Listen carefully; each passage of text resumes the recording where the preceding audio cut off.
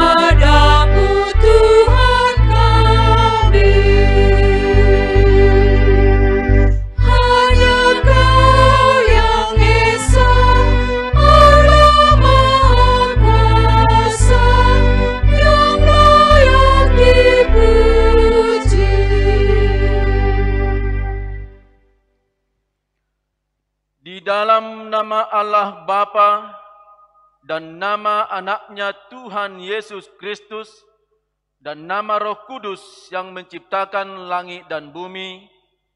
Amin. Sehingga hidupmu layak di hadapannya serta berkenan kepadanya dalam segala hal, dan kamu memberi buah dalam segala pekerjaan yang baik dan bertumbuh dalam pengetahuan yang benar tentang Allah. Beribadahlah kepada Tuhan dengan sukacita. Datanglah ke hadapannya dengan sorak-sorai. Haleluya. Haleluya. Haleluya. Haleluya.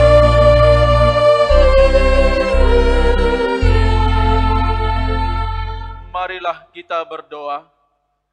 Ya Tuhan Allah yang kudus dan mulia, Engkau memelihara dan melindungi jemaat-Mu dengan Roh-Mu yang kudus. Kami mohonkan padamu, berilah kami hati yang taat, supaya dengan penuh sukacita kami melakukan kehendak-Mu, seperti kesetiaan anak kepada bapaknya.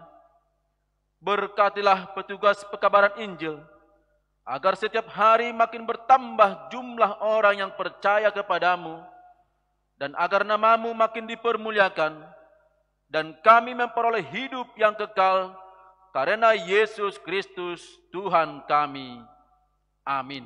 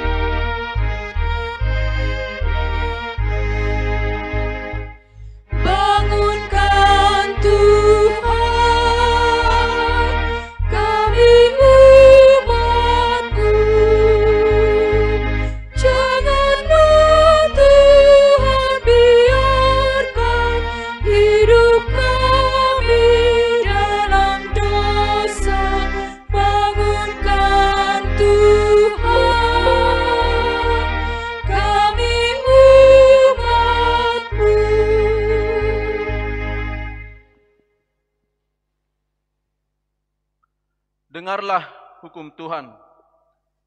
Titah ke-8 dan maksudnya. Titah ke-8. Jangan engkau mencuri. Maksudnya adalah kita harus takut serta kasih kepada Allah.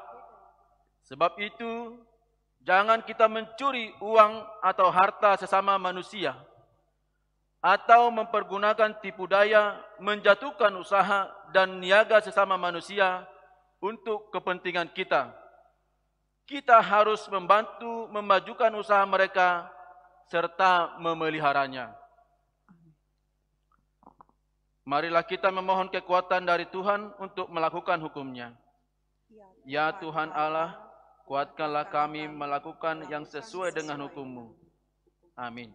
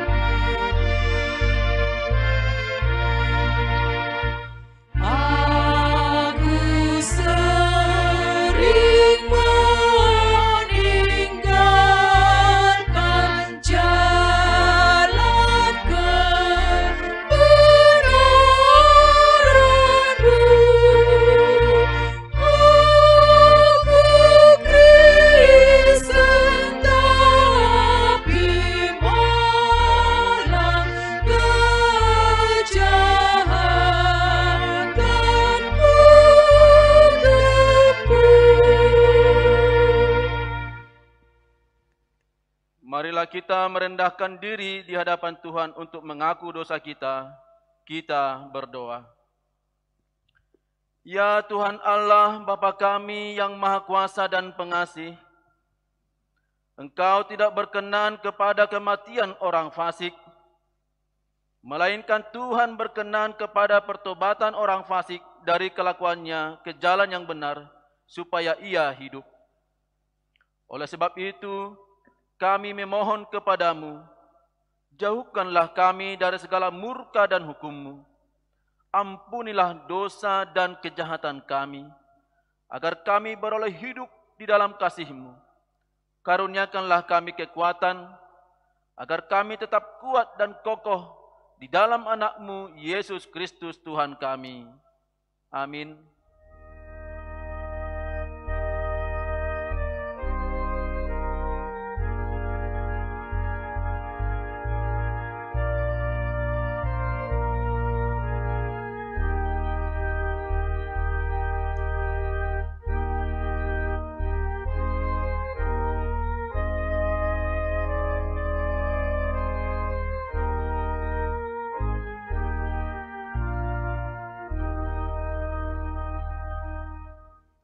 Janji Tuhan tentang pengampunan dosa kita.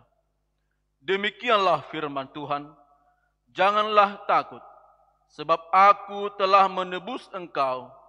Aku telah memanggil engkau dengan namamu. Engkau ini kepunyaanku. Kemuliaan bagi Allah di tempat yang maha tinggi. Amin.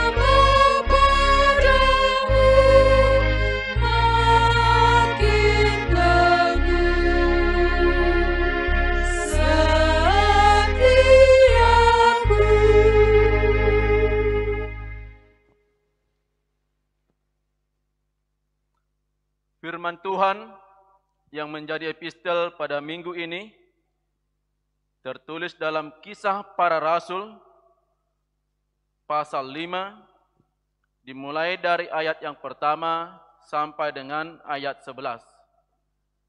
Kita baca secara responsoria. Ananias dan Safira. Ada seorang lain yang bernama Ananias. Ia beserta istrinya Safira menjual sebidang tanah.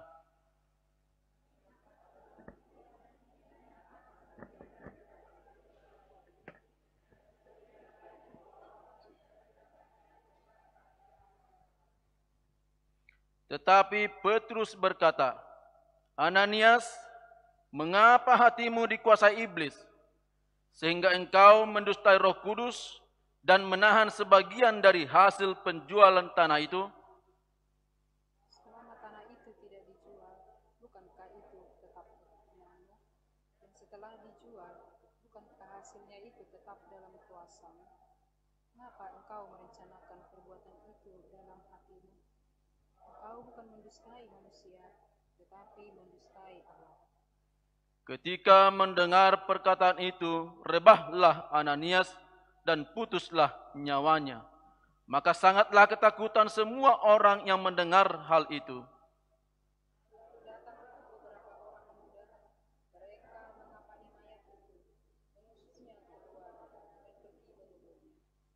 Kira-kira 3 jam kemudian masuklah istri Ananias, tetapi ia tidak tahu apa yang telah terjadi.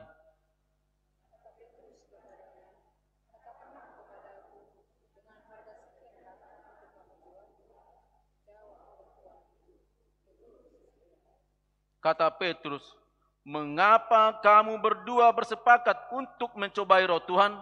Lihatlah, Orang-orang yang baru mengubur suamimu berdiri di depan pintu dan mereka akan mengusung engkau juga keluar.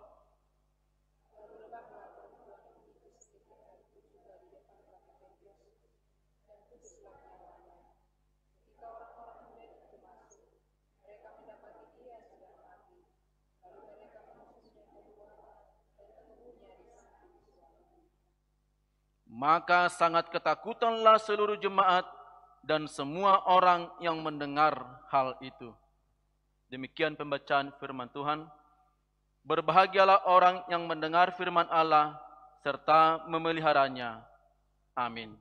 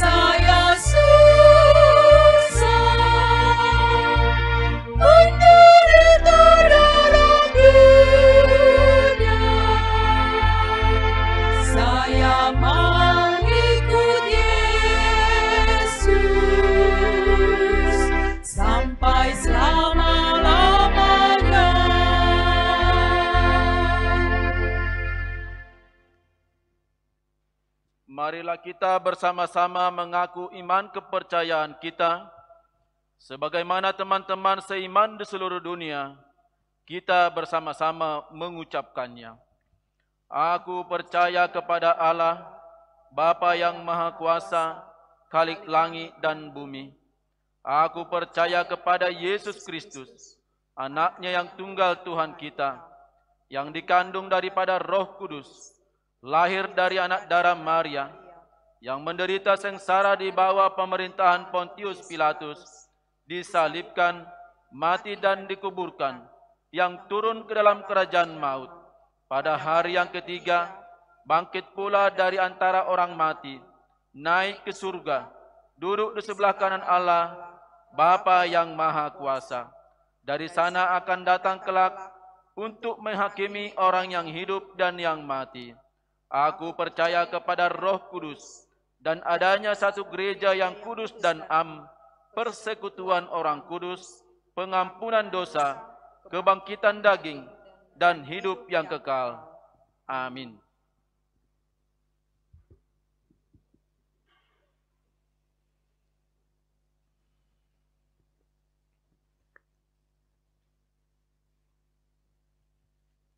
Bagian yang pertama, tema minggu.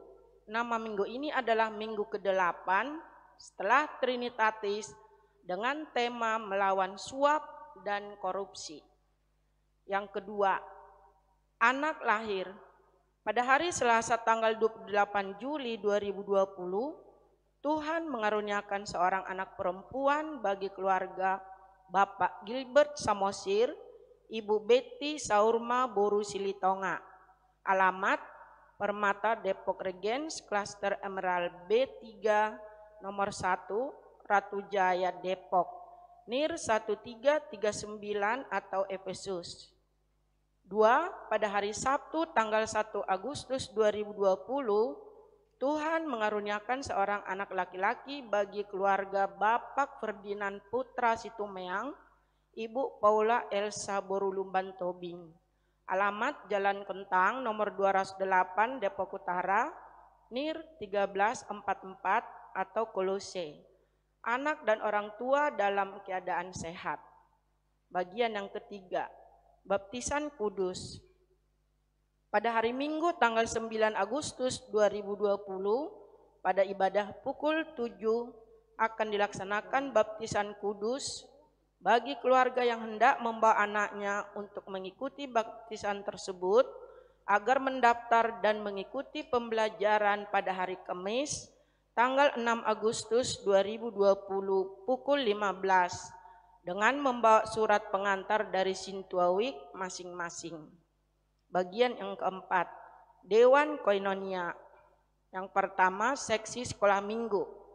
Terkait dengan kegiatan pengajaran sekolah minggu yang masih dilaksanakan melalui media online, guru sekolah minggu HKBP Depok 1 telah membuat WA Group untuk anak-anak sekolah minggu dari kelas ceria hingga praremaja sebagai media komunikasi antara guru sekolah minggu, anak sekolah minggu, dan orang tua. Untuk itu, mohon bantuan para orang tua untuk mendaftarkan nomor HP anak atau orang tua sesuai dengan tingkatan kelas anak. Bagi yang ingin mendaftarkan, dapat menghubungi Kakak Sondang Simarmata, HP atau WA 0896 3715 0933. 2. Seksi Naposo Bulung. Pada hari Sabtu tanggal 8 Agustus 2020 pukul 15 akan dilaksanakan periodisasi Persekutuan Naposo Bulung Distrik 28 Deboskap bertempat di Gereja HKBP Depok 1. Yang ketiga, seksi Paropuan. Pada hari Selasa tanggal 11 Agustus 2020 pukul 9 akan dilaksanakan periodisasi Persekutuan Paropuan Distrik 28 Deboskap bertempat di Gereja HKBP Depok 1. B. Dalam rangka program melestarikan lingkungan sekitar gereja agar sejuk dan asri, seksi Paropuan mengajak seluruh Paropuan HKBP Depok 1 untuk berpartisipasi dengan menyumbangkan tanaman hias atau tanaman hijau dalam pot atau pupuk dan lain-lain. Bagi ibu atau bapak, saudara-saudari yang ingin berpartisipasi dapat menyerahkan kepada Bapak Mariono dan Ibu Cece setiap hari dimulai tanggal 3 sampai dengan 8 Agustus 2020. Bagian yang kelima, pos pelayanan ARKO.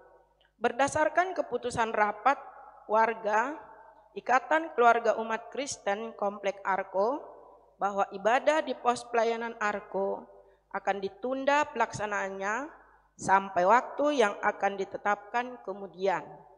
Bagian yang keenam, sumbangan. Gereja kita telah menerima sumbangan berupa 2 set kursi tamu dari NN. Parhalado mengucapkan terima kasih, kiranya persembahan ini dapat kita pergunakan untuk meningkatkan fasilitas dan pelayanan di HKBP Depok 1. Tuhan memberkati.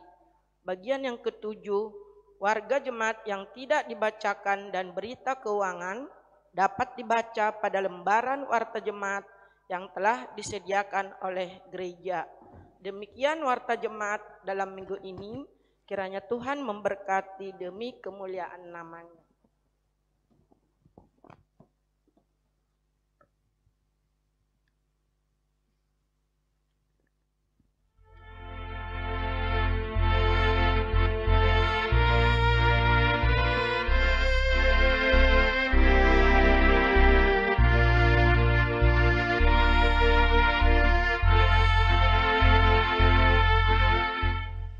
Di hatiku yang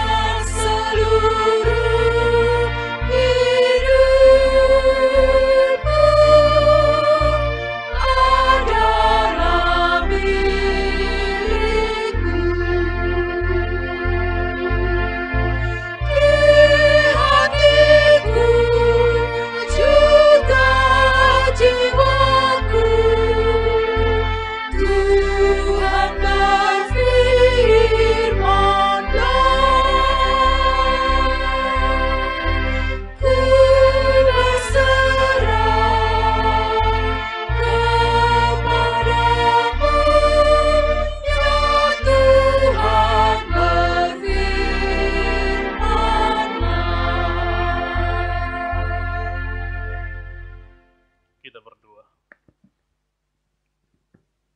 Syukur bagimu ya Allah Bapa yang telah memanggil kami dan yang telah mengumpulkan kami sehingga kami boleh beribadah di dalam gereja-Mu ini.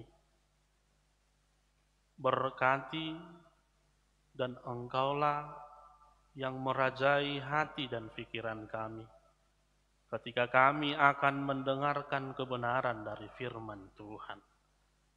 Dalam Kristus Yesus. Amin. Shalom bagi kita semua. Selamat hari Minggu.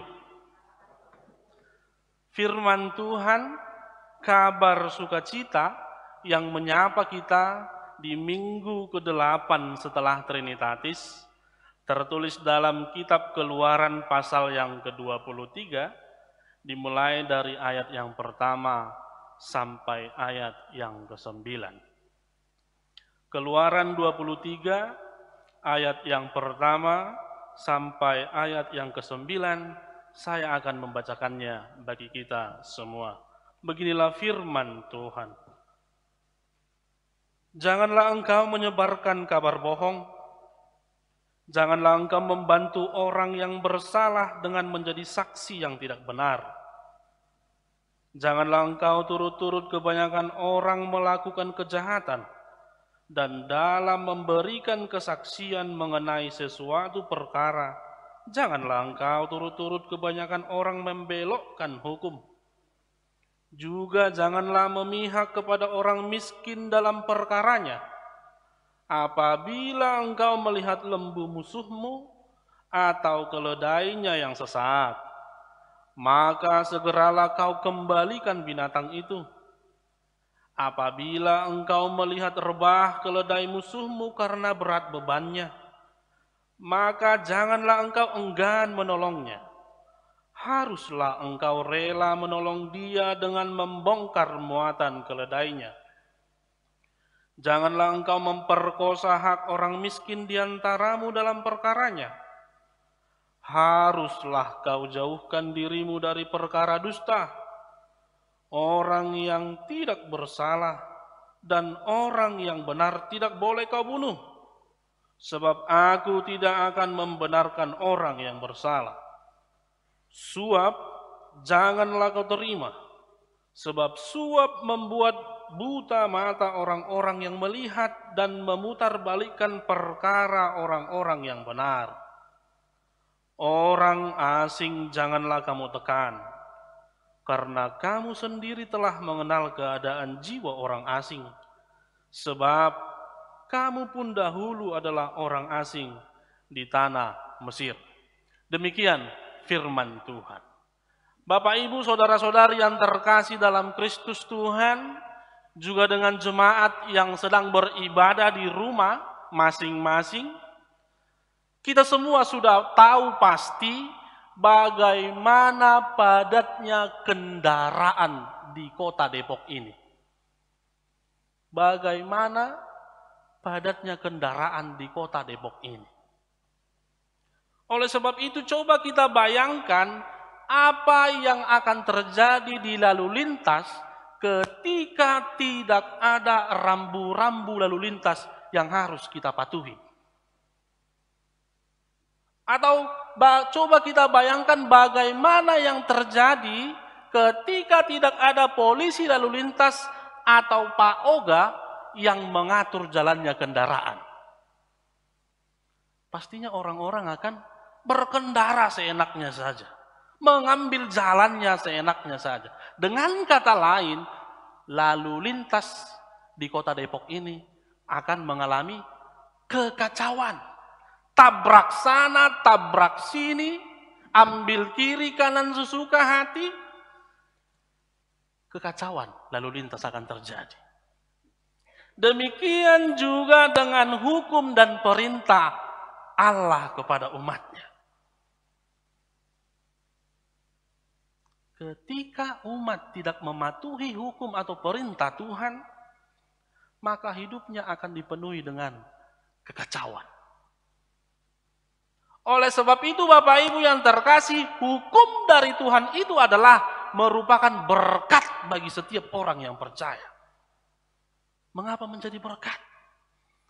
Karena hukum itulah yang memimpin dirinya sendiri untuk berlaku adil, untuk berlaku jujur, dan untuk berlaku di dalam kebenaran. Itulah yang hendak dikatakan oleh firman ini bagi kita. Hukum atau perintah Tuhan itu merupakan berkat kepada kita semua. Berkat yang akan memimpin kita, memimpin diri sendiri agar selalu berlaku adil dan benar. Oleh sebab itu Bapak Ibu yang terkasih dalam Kristus Tuhan, menurut Martin Luther, ternyata ada 3 tujuan dari hukum, perintah, atau titah Tuhan itu bagi kita. Yang pertama, tujuan dari hukum Tuhan itu adalah sebagai cermin. Sebelum berangkat ke gereja ini tadi, adakah dari kita yang bercermin terlebih dahulu? Sudah dua teh? Semua? Pastinya semua. Mengapa dikatakan sebagai cermin? Misal, songonawomma seperti saya. Kalau saya bercermin karena saya tahu bahwa wajah saya ini hitam, mungkinkah cermin itu akan menampakkan wajah saya menjadi berkilau? Putih, pakai skincare. Mungkinkah? Tidak. Atau contoh, molo adong ladong di son, adong dotong di cermini, pasti ada. Artinya, hukum itu sebagai cermin adalah berlaku jujur. Selalu jujur.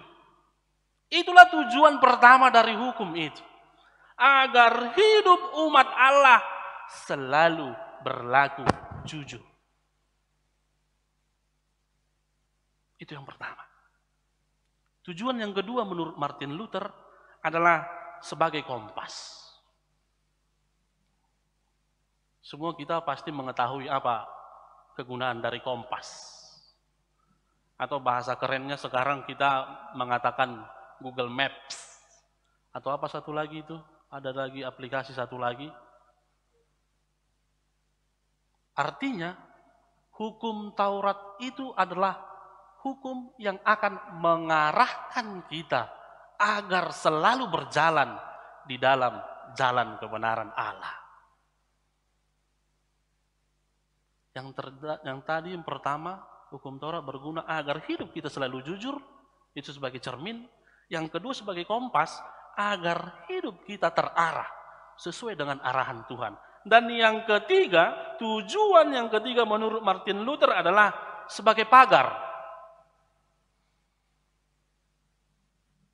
Apa sih kegunaan dari pagar? Yang pertama biar ada tanda. Yang kedua biar ada batas wilayah. Nah inilah yang dikatakan oleh Martin Luther, mengapa hukum Tuhan menjadi sebagai pagar, ada batas jangkauan bagi orang yang percaya. Ada batas kemana kaki kita ini boleh melangkah. Ada batasnya. Dan ketiga inilah tujuan hukum yang dikatakan Martin Luther inilah yang menjadi poin penting dari firman Tuhan kita pada minggu ini. Ketiga tujuan hukum inilah yang hendak diarahkan, yang hendak diajak oleh firman ini bagi kita. Agar kita selalu berlaku jujur, agar hidup kita terarah dan kita memiliki batas jangkauan. Setidaknya Bapak Ibu Saudara-saudari, kalau kita baca dari ayat yang pertama sampai ayat yang ke-9, ada kata larangan sebanyak 9 kali. Janganlah, janganlah, janganlah. 9 kali larangan. Dan 3 kali kata suruhan atau perintah. Haruslah, haruslah. Oleh sebab itu, firman ini merupakan keharusan, kewajiban yang harus kita lakukan. Mari kita masuk di poin yang pertama. Poin yang pertama yang hendak dikatakan firman ini bagi kita adalah hidup di dalam kejujuran atau cermin yang tadi. Bapak, Ibu, saudara-saudara yang terkasih, firman ini dibuka dengan larangan. Jangan engkau menyebarkan kabar bohong. Itu di ayat 1. Dan dilanjutkan lagi di ayat 7. Dikatakan dengan perintah, haruslah kau jauhkan dirimu dari perkara dusta. Artinya firman Tuhan yang pertama mengajak kita seluruh umat yang percaya agar hidup di dalam kejujuran. Mengapa? Karena kebohongan, karena dusta itu hanya akan mendatangkan malapetaka, hanya akan mendatangkan kebinasaan, hanya akan mendatangkan kekacauan bagi hidup kita. Itu poin yang pertama yang hendak disuarakan oleh firman ini bagi kita. Jauhkan diri dari yang namanya dusta. Jangan ada dusta di antara kita. Karena dusta hanya akan mendatangkan kebinasaan. Dusta hanya akan mendatangkan kekecewaan bagi kita. Itu sebabnya dalam pepatah bahasa Indonesia dikatakan, sepandai-pandainya tupai melompat, pasti akan jatuh juga. Bahkan sejak dulu, opung-opung kita orang Batak sudah juga mengatakan dengan keras, ai pedek do, patni gebus. Dak tu dia halak namar gebus. Pedek do patni gebus. Itu yang hendak diarahkan bagi kita. Agar kita menjauhkan diri di dalam kebohongan itu. Tetapi hendaknya hidup kita berlaku di dalam kejujuran. Oleh sebab itu Bapak Ibu, mari jauhkan yang namanya kebohongan. Jauhkan yang namanya dusta. Karena kalau kita baca dalam Wahyu 21 ayat 8, kalau kita baca dalam Wahyu 21 ayat 8, ternyata dusta itu, kebohongan itu disamakan dengan sekelas dengan penyembah berhala, pembunuh, bahkan orang sundal. Kalau kita baca dalam Wahyu 21 ayat 8. Dusta itu sama dengan pembunuh, penyembah berhala, dan orang-orang sundal. Oleh sebab itu, melalui firman ini, firman kita pada minggu ini tidak hanya mengatakan jauhilah dusta, jauhi kebohongan, tetapi ada dua cara. Ada dua cara diberikan firman ini bagi kita, agar hidup kita tetap berada di dalam kejujuran, agar hidup kita jauh dari yang namanya dusta. Cara yang pertama di ayat 2. Di ayat 2 dikatakan, janganlah engkau turut-turut kebanyakan orang melakukan kejahatan dan dalam memberikan kesaksian mengenai sesuatu perkara, janganlah engkau turut-turut kebanyakan orang membelokkan hukum. Ini cara yang pertama. Yaitu memiliki pendirian, memiliki integritas di dalam hidup saudara-saudari. Artinya tidak mau terombang-ambing dengan suara terbanyak, dengan suara mayoritas. Karena banyak sekali terjadi seperti itu. Mana yang lebih banyak? Oh, ini yang lebih banyak. Jadi kita memilih ke situ. No. Miliki integritas hidupmu. Jika ya, katakan ya. Jika tidak, katakan tidak. Lain dari itu berasal daripada si jahat. Firman Tuhan berkata seperti itu.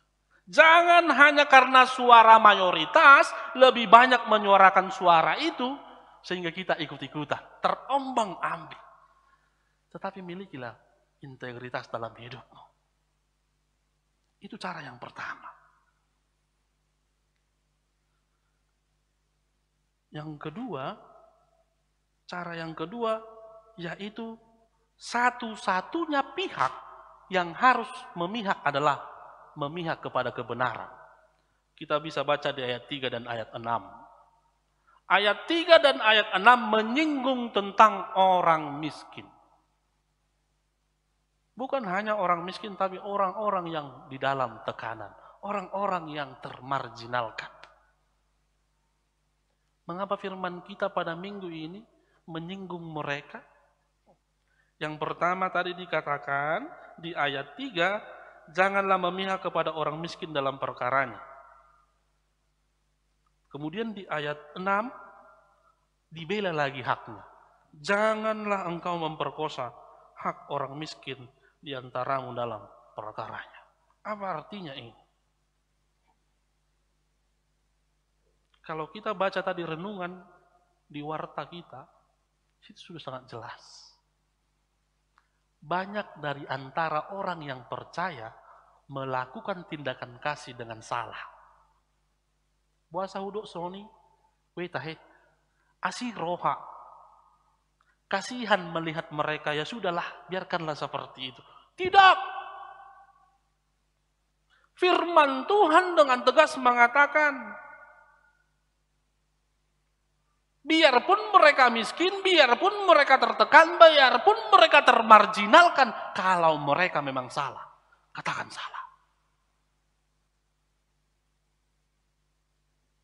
Itu yang hendak dikatakan firman ini. Satu-satunya pihak adalah memihak kepada kebenaran. Tidak ada yang lain. Jangan melihat dia kaya atau miskin. Jangan melihat dia kawan atau musuh. Tetapi lihatlah kebenaran. Oleh sebab itu, saudara-saudara yang terkasih dalam Kristus Tuhan, kalau dulu terkait dengan kebohongan, menyebarkan berita hoax, pepatah hanya satu, yaitu mulutmu harimau. Hanya itu dulu yang kita kenal. Tetapi dengan kemajuan zaman ini, zaman sosialita 4.0 ini, bahkan hendak masuk ke 5.0, ternyata bukan hanya mulut yang boleh mendatangkan fitnah itu. Sudah ada kata yang berkalimat yang berkata seperti ini. Jempolmu adalah bom waktumu. Apa artinya ini? Jangan cepat-cepat men-share berita yang belum tentu kebenarannya. Berita-berita hoax.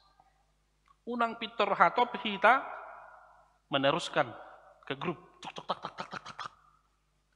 Tetapi kita belum mencek dan recheck.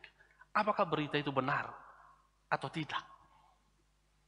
Oleh sebab itu ada kalimat yang berkata pada saat ini, jempolmu juga adalah bom waktu bagimu.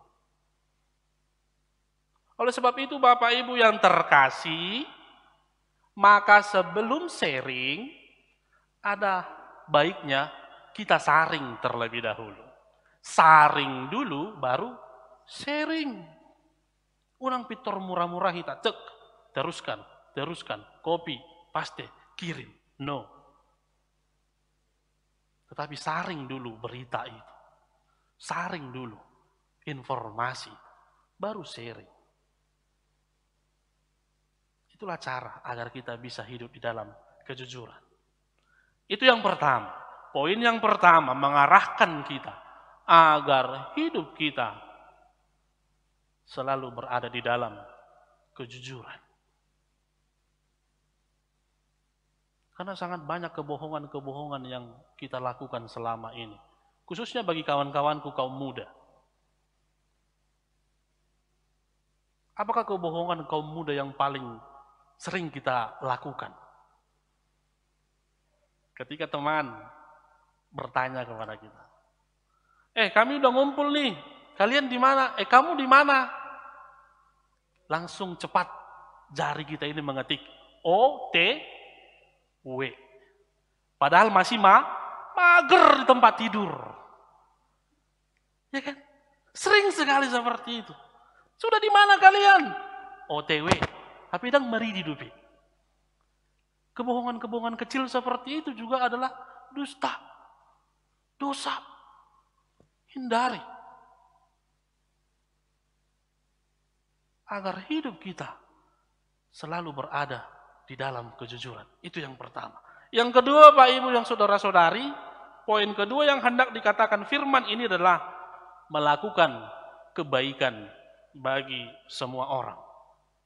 Dari ayat 4 sampai ayat 5. Ada kalimat dalam bahasa Inggris yang berkata, if you see evil, you do nothing, you are evil too. Ketika engkau melihat kejahatan, tapi engkau tidak berbuat apa-apa, engkau juga adalah orang yang jahat. Itu yang hendak dikatakan melalui ayat 4 sampai ayat 5 ini. Agar orang percaya selalu melakukan kebaikan bagi semua orang, tidak terkecuali musuhnya. Tidak terkecuali musuh. Ayat 4 tadi dikatakan, apabila engkau melihat lembu musuhmu atau keledainya yang sesat, maka segeralah kembalikan kepada musuhmu itu. Ketika engkau melihat lembu rebah, angkat. Kurangi bebannya. Artinya, inilah poin yang kedua tadi, yang sebagai kompas. Poin kedua inilah sebagai kompas bagi kita. Mengarahkan orang yang percaya agar senantiasa melakukan kebaikan bagi semua orang. Dan sebaliknya,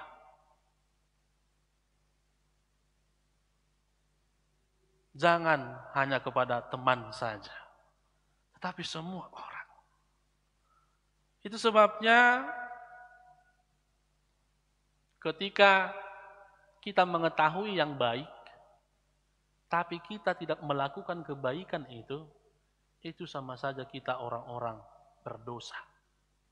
Apa buktinya, Mang? Mari kita buka sama-sama Yakobus 4 ayat 17. Baik dari handphone kita ataupun yang membawa Alkitab, silahkan buka Yakobus 4 ayat 17. Kita sama-sama membacanya. Sudah dapat? Kita baca dua-dua ya. Jadi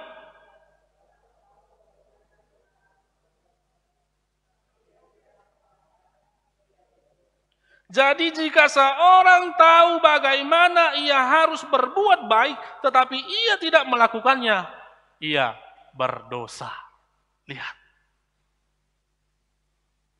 Itu sebabnya tadi saya katakan di awal, if you see evil, you do nothing, you are evil too.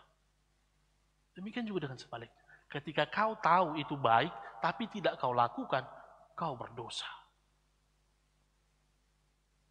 Ini yang mengarahkan hidup kita. Inilah yang sebagai kompas tadi. Poin kedua ini, mengarahkan hidup orang yang percaya, agar selalu melakukan kebaikan bagi semua orang, tanpa terkecuali. Mau kita kenal atau tidak, mau musuh atau kawan, senantiasalah melakukan kebaikan itu.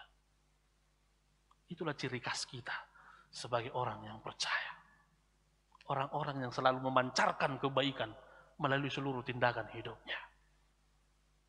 Dan poin yang ketiga, dari firman ini yang menjadi pagar, yang menjadi batas jangkauan bagi kita adalah melawan suap dan korupsi.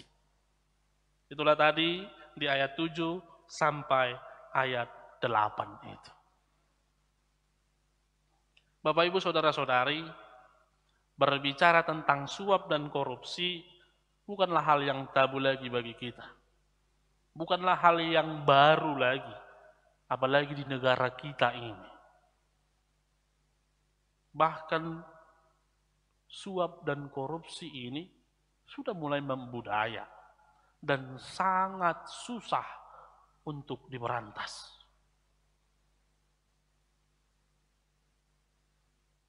Karena hampir di setiap lini kehidupan, apa-apa butuh uang pelicin. Rasa-rasanya kita tidak bisa mengurus suatu urusan dengan cepat tanpa ada uang pelicin atau suap itu.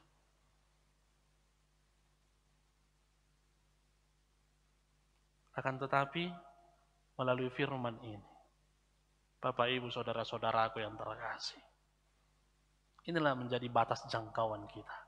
Inilah yang menjadi pagar kita itu. Jauhi suap, jauhi korupsi. Bahkan dikatakan lawan suap, lawan korupsi. Berkelahilah dengan suap, berkelahilah dengan korupsi.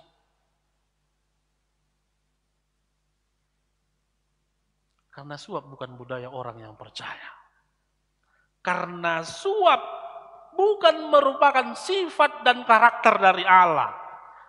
Dan inilah yang membedakan sifat karakter Allah kita dengan dewa-dewa bangsa Mesir dahulu. Mengapa Allah menentang keras dalam firman ini?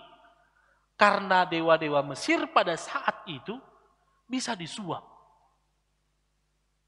Dewa-dewa Mesir saat itu bisa disuap. Tetapi Allah kita, Allah Israel itu tidak bisa disuap. Itu sebabnya dengan keras Allah mengatakan di ayat 7-8 yang tadi. Karena suap itu bisa membutakan mata kita yang sudah mengetahui kebenaran. Karena disuap, kita menjadi mengatakan itu salah ataupun sebaliknya. Itu yang sering dikatakan dalam KUHP, kasih uang habis perkara. Gabi sip, gabi mauhom, kita, ala dilihat sisi. Itu yang sangat ditentang keras oleh firman ini. Dan orang-orang yang menyuap, yang disuap, yang korupsi, kita sudah tahu, tidak akan lama, tidak akan tenang. Pasti sebentar lagi akan berbaju oranye. Mari lihat berita 2 minggu ini yang viral terkait dengan Joko Chandra. Melibatkan 3 orang jenderal sekaligus. Bagaimana kehidupannya? Selama berapa tahun dia melarikan diri. Tenang dari mana? Down. Begitulah kehidupan orang-orang yang menyuap, orang-orang yang korupsi. Tidak akan tenang hidupnya. Tidak akan ada damai sejahtera dalam hidupnya itu. Apalagi berita-berita viral di masa pandemi ini apa? Apa berita yang paling viral lagi selain Joko Chandra? Yaitu pihak-pihak yang tidak bertanggung jawab, yang menyelewengkan bantuan langsung tunai. Lihat,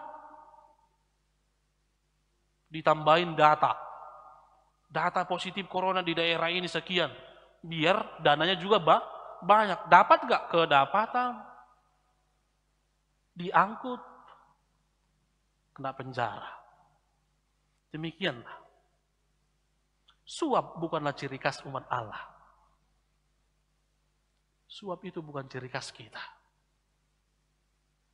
Dan kita, orang-orang percaya ini, tidak bisa disuap sama sekali. Karena karakter kita adalah karakter anugerah keselamatan dari Allah itu. Keselamatan kita tidak bisa dibeli dengan apapun. Keselamatan kita hanya oleh dan di dalam Yesus Kristus. The amazing grace. Tidak oleh uang, tidak oleh suap, tetapi oleh nyawa Tuhan itu sendiri. Itulah anugerah keselamatan bagi kita. Tanpa itu kita tidak bisa akan selamat. Tanpa itu kita tidak akan dapat nantinya berada di kerajaan kekal itu. Itulah yang hendaknya menjadi karakter orang yang percaya. Karakter anugerah keselamatan itu. Harga diri kita sebagai umat Allah tidak dapat dibeli, tidak dapat disuap. Tetapi hanya oleh anugerah keselamatan itu yang tak ternilai harganya. Oleh sebab itu, Bapak Ibu Saudara-saudaraku, status kita sudah diberikan oleh Allah. Yang tadinya orang berdosa, sekarang kita sudah diangkat menjadi anak-anak Allah. Melalui Yesus Kristus, kita sudah ditebus dari segala dosa dan kesalahan. Dan kita sudah beroleh kehidupan yang kekal. Untuk itu, melalui firman ini, hendaknya kita menunjukkan identitas kita sebagai anak-anak Tuhan yang memiliki 3 poin yang tadi. Yang pertama, hidup di dalam kejujuran. Yang kedua, hidup yang selalu memancarkan kebaikan bagi semua orang. Dan yang ketiga, menjauhkan, melawan, berkelahi dengan suap dan korupsi. Hadirlah di tengah dunia ini sebagai pelaku kebaikan. Hadirlah di tengah dunia ini sebagai pelaku kebenaran. Dan hadirlah di tengah dunia ini sebagai pelaku keadilan, agar hidup kita dipenuhi dengan damai sejahtera. Amin. Kita berdoa. Terima kasih Allah untuk firman-Mu yang sudah boleh mengajarkan kami tentang identitas dan karakter kami sebagai umat pilihan Allah, umat tebusan Allah, melalui dan di dalam Yesus Kristus. Engkau mengajarkan kami agar kami senantiasa hidup di dalam kejujuran. Engkau mengajarkan kami agar senantiasa hidup memancarkan kebaikan bagi semua orang dan melawan suap ataupun korupsi. Melalui firman-Mu yang mengajak kami agar kami sebagai orang yang percaya hadir di tengah-tengah dunia ini menjadi orang-orang yang benar, orang-orang yang mencintai kejujuran dan keadilan, agar beroleh damai sejahtera. Bimbing kami Allah, kuatkan kami melalui bimbingan Roh Kudus-Mu, agar kami mampu dan boleh melakukan firman-Mu di dalam kehidupan kami masing-masing. Terima kasih Tuhan, Engkau telah mengumpulkan kami jemaat-Mu yang berada di gereja ini, juga jemaat-Mu yang sedang berkumpul dan beribadah di rumah mereka masing-masing. Engkaulah yang senantiasa memberkati kami, memberikan kami kesehatan, memberkati segala pekerjaan dan aktivitas yang boleh kami lakukan dan kerjakan, dan Engkaulah yang senantiasa membimbing kami agar selalu melakukan yang sesuai dengan kehendak-Mu. Kami bersyukur ya Allah atas anugerah-Mu bagi 2 keluarga di dalam jemaat-Mu, keluarga besar Samosir dan Situmeang. Engkau telah menghadirkan anggota keluarga baru melalui kehadiran anak di dalam keluarga mereka. Engkau yang memberkati anak tersebut Tuhan, Engkau memberkati pertumbuh kembangannya, dan Engkau memberikan bimbingan, kebijaksanaan, dan kekuatan bagi orang tuanya, agar boleh membimbing, merawat, dan membesarkan anak tersebut sesuai dengan kehendak dan kebenaran firman Tuhan. Tuhan, masih ada dari beberapa jemaat-Mu yang di dalam sakit penyakitnya, kami memohon di dalam kerendahan hati kami, Engkau sumber kekuatan, Engkau sumber pemulihan, Engkau sumber kesehatan. Berkatilah mereka yang sakit ya Tuhan, melalui obat, makanan dan tenaga medis, ataupun orang-orang terkasih yang merawat mereka. Agar melalui itu semua, mereka yang sakit beroleh kesembuhan dan beroleh pemulihan, agar semakin sukacita melampaui di dalam hidupnya. Kami juga berdoa Tuhan untuk anak-anak di setiap keluarga jemaat-Mu di dalam studinya. Terkhusus dengan adanya pandemi virus corona ini membuat anak-anak semakin susah untuk mengerti mata pelajaran karena tidak boleh berjumpa tatap muka, tetapi diwajibkan belajar dari rumah secara daring. Banyak orang tua yang sudah mengeluh karena orang tua banyak yang belum mengerti ya Tuhan tentang pelajaran yang akan diajarkan kepada anaknya. Oleh sebab itu ya Allah, kami mohon bimbingan-Mu. Engkaulah yang memberikan pengetahuan dan kebijaksanaan kepada setiap anak-anak didik, agar mereka boleh mengerti, boleh mengetahui segala pelajaran yang mereka pelajari dari gurunya. Dan Engkaulah yang memberikan kekuatan dan kebijaksanaan kepada setiap tenaga pendidik dan juga kepada orang tua yang mengajari mereka, agar semakin sabar laginya dan boleh memberikan pengajaran yang sesuai dengan kebenaran itu. Tuhan, sebentar lagi kami akan berpisah dan pulang ke rumah kami masing-masing. Engkaulah yang memberkati perjalanan kami, agar kami boleh tiba di rumah kami di dalam damai sejahtera daripada Engkau. Dalam Kristus Yesus kami berdoa. Amin. Kita bernyanyi sambil mengumpulkan persembahan dari buku nyanyian HKBP nomor 730.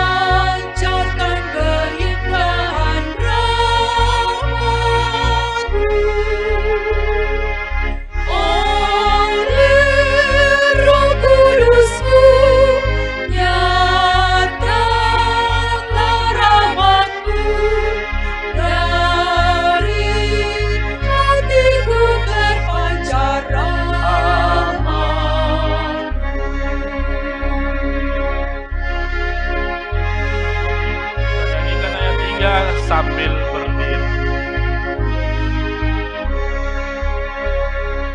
Berdayakan diriku ya Tuhanku, memancarkan keindahan dirimu. Oleh Roh Kudus-Mu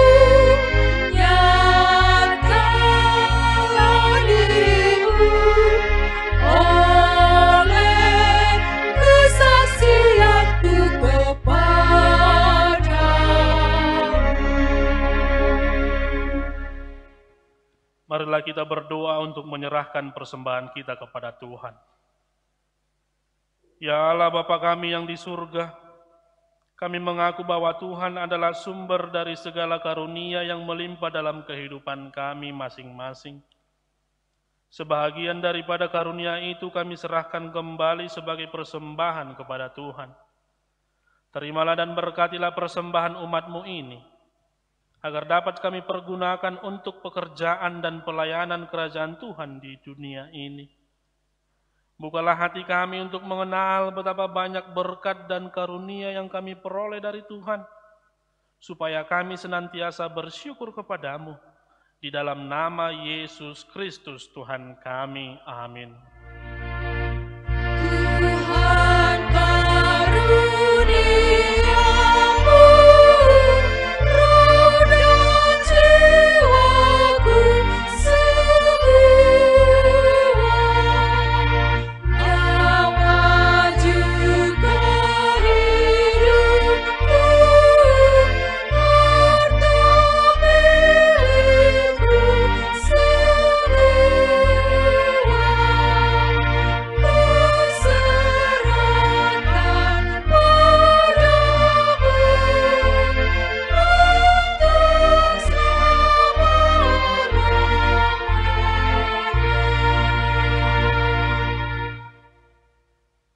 Bapa kami yang di surga, dikuduskanlah namamu. Datanglah kerajaanmu, jadilah kehendak-Mu di bumi seperti di surga. Berikanlah kami pada hari ini makanan kami yang secukupnya.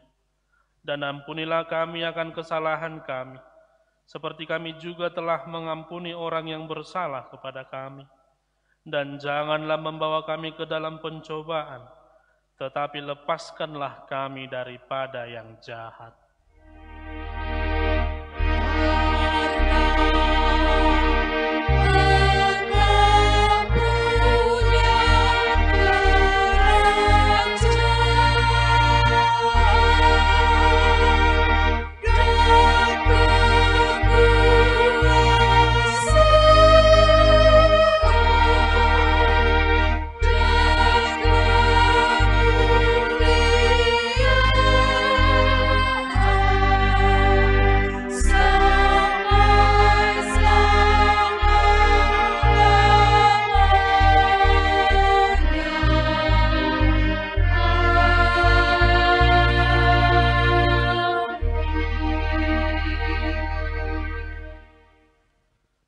Tuhan memberkati kita dan melindungi kita. Tuhan menyinari kita dengan wajah-Nya dan memberi kita kasih karunia. Tuhan menghadapkan wajah-Nya kepada kita dan memberi kita damai sejahtera.